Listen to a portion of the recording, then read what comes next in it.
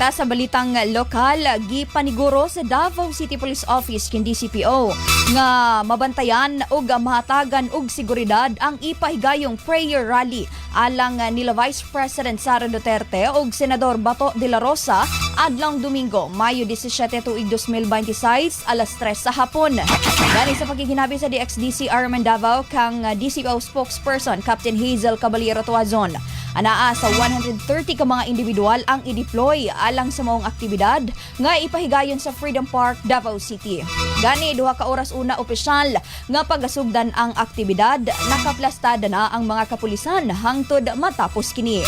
Sa parehong interview kang 24/7 Vloggers Volunteers President Abi Mahipos, giauhag niini ang musalmot nga magdala og mga kandila alang sa candle lighting ug magsuot og something green nga magpakita og suporta alang sa duha ka lider.